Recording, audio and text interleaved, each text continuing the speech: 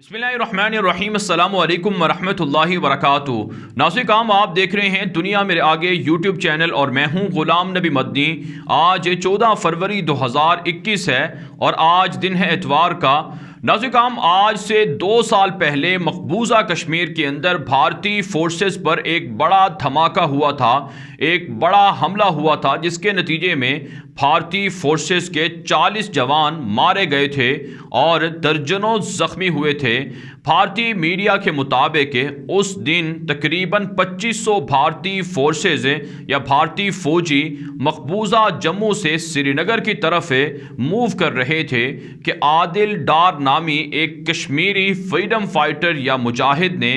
धमाके से खुद को उड़ा लिया, जिसके नतीजे में जो 70 के लगभग बसें थीं जिनके अंदर भारतीय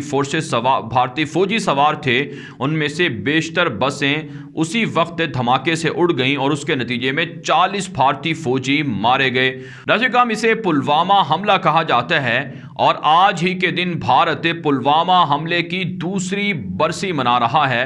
भारत ने दावा किया था इस हमले के बाद कि यह हमला पाकिस्तान ने किया है। पाकिस्तान से आदिल डार नामी शख्स को लाया गया और पाकिस्तान इस पूरे हमले का मास्टरमाइंड था, जिसके रद्द-ए-अमल में भारत ने पाकिस्तान के बालाकोट पर एयर स्ट्राइक करने का नाकाम झूठा दावा किया और फिर 29 फरवरी को पूरी दुनिया ने देखा कि पाकिस्तान ने भारत के 3 MiG-29 तैयारे मार गिराए और अभिनंदन जो भारतीय एयरफोर्स का पायलट था उसे गिरफ्तार कर लिया, जिसे बाद में रिहा किया गया। नाज़रीन पाकिस्तान का मौक़िफ़ हमेशा से यह रहा है कि पुलवामा हमला पाकिस्तान ने नहीं बल्कि भारत की मोदी हुकूमत ने खुद करवाया था।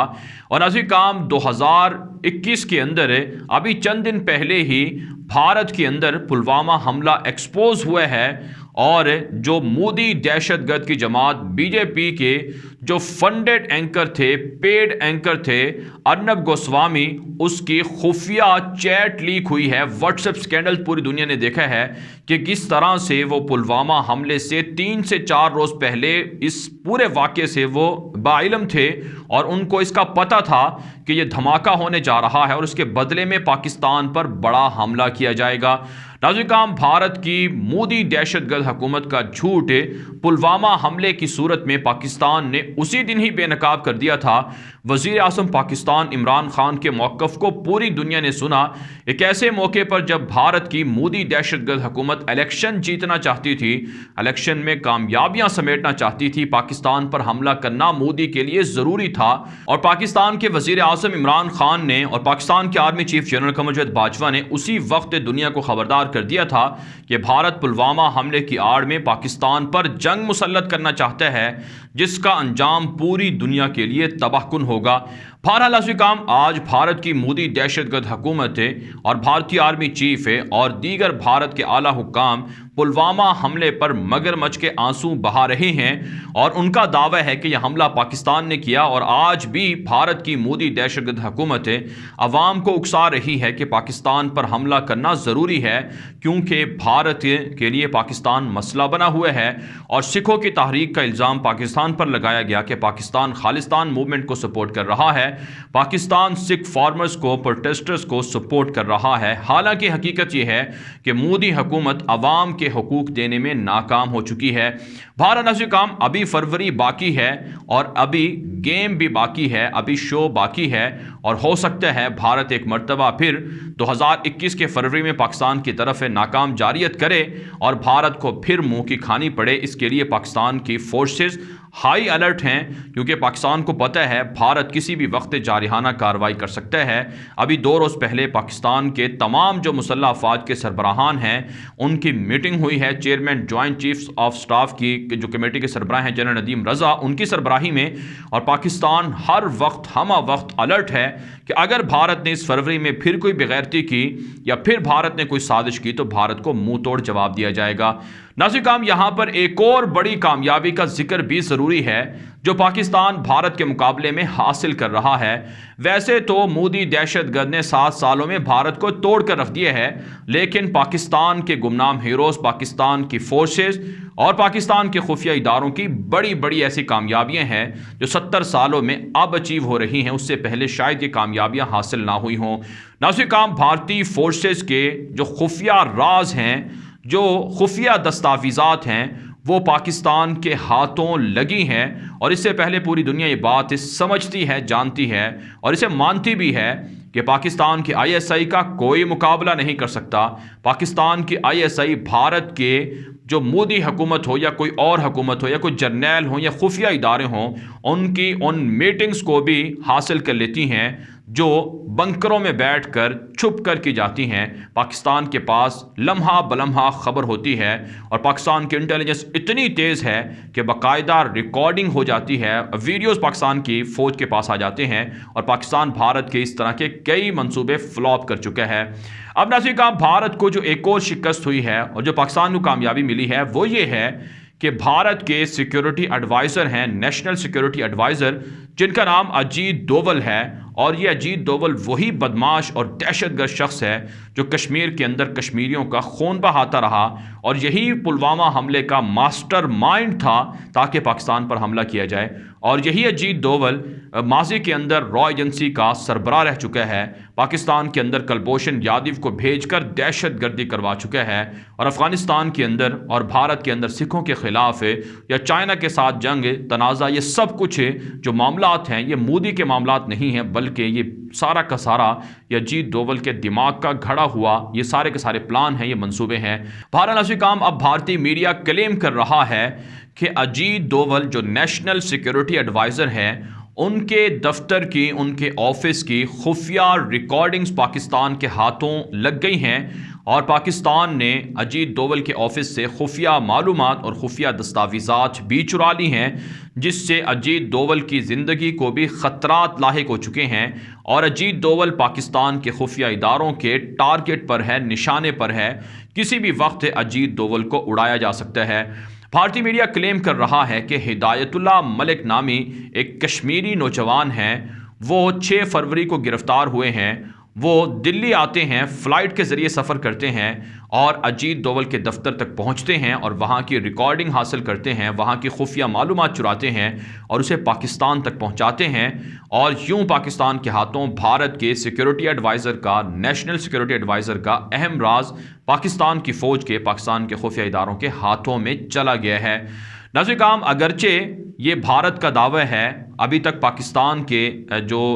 حکام ہیں ان کی جانب سے اس پر کوئی آزادانہ سٹیٹمنٹ سامنے نہیں آئی ہے، لیکن اتنی بات ضرور ہے کہ کشمیریوں کو ایک تو مودی دہشت گرد ناحق گرفتار کرتا ہے، اور دوسرا یہ ہے ناظرین کرام کہ واقعی کشمیری فریڈم فائٹر اور مجاہدین اتنے ایڈوانس ہو چکے ہیں کہ بھارت کے خفیہ ادارے اور خفیہ اداروں تک رسائی حاصل کر چکے ہیں، اور بھارت کے انتہائی اہم قیمتی راز بھی پاکستان کو یا اپنے پاس حاصل کر چکے ہیں۔ تو اس سے آپ سمجھ سکتے ہیں کہ پاکستان کی گمنام ہیروز کو کتنی بڑی کامیابی ملی ہے۔ بھارت کے ایٹمی راز ہوں، بھارت کے جو پاکستان کے خلاف کارروائیوں کی میٹنگ ہوں، یا مودی دہشت گرد کے آنے والے پلان ہوں، ان سب سے پاکستان کے خفیہ ادارے، افواج پاکستان اور حکومت پاکستان ان کی خبر رکھتی ہے، ان کا انہیں علم ہے، لہٰذا بھارت کسی غلط فہمی میں نہ رہے۔ اور اب اگلا ٹارگٹ اجیت ڈوول بھی ہو سکتے ہیں، کیونکہ سب سے بڑا دہشت گرد و ظالم ہے کشمیریوں کا، اور اسی طرح سے افغانستان کے اندر، اور اسی طرح سے مودی اور بھارت کے آرمی چیف بھی پاکستان کے نشانے پر ہوں گے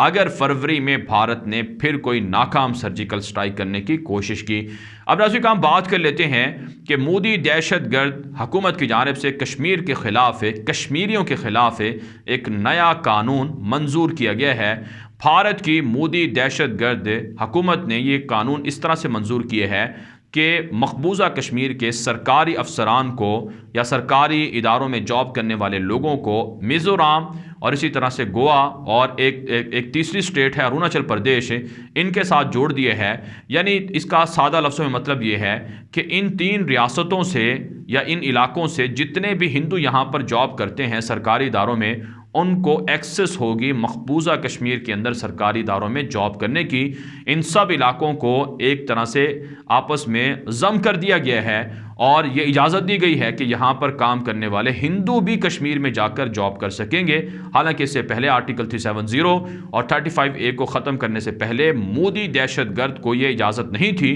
کہ وہ ہندوؤں کو کشمیریوں کی جگہ پر جابز یا نوکری دے سکیں، لیکن اب اس قانون کے لانے کے بعد جسے منظور کیا گیا ہے بھارتی پارلیمنٹ میں، اب کشمیریوں کے حق پر یہ بڑا ڈاکہ ڈالا جائے گا۔ لہٰذا ناظرین کرام، بھارت کے خلاف کشمیریوں پر یہ بات لازم ہے کہ وہ ایک تو فریڈم فائٹرز کا ساتھ دیں اور بھارتی فورسز کے خلاف حملے جاری رکھیں اور آزادی کی جدوجہد کو تیز کر دیں۔ اگرچہ کشمیری مجاہدین اس قدر ایڈوانس ہو چکے ہیں کہ وہ بھارتی چیک پوسٹوں کو اڑا رہے ہیں، گرنیڈ حملے کر رہے ہیں، خفیہ معلومات حاصل کر رہے ہیں، اور بھارتی فورسز ان کا سامنا کرنے کے لیے بالکل ڈری ہوئی ہے اور ان کا سامنا کرنے کے لیے تیار نہیں ہے۔ لیکن بہرحال جو کشمیری عوام ہیں انہیں اپنے کردار کو جاری رکھنا ہوگا، آزادی کی تحریک کو اور زیادہ سٹرونگ کرنا ہوگا، مضبوط کرنا ہوگا، افغان طالبان کو آئیڈیل بنا کر جہاد کو عام کرنا ہوگا اور اپنے بچوں کو، اپنے رشتہ داروں کو اس کی ترغیب دینا ہوگی تاکہ بھارتی فورسز کا خاتمہ ہو سکے اور مودی جیسے دہشت گردوں کو ہمیشہ کے لیے کشمیر سے نکالا جا سکے۔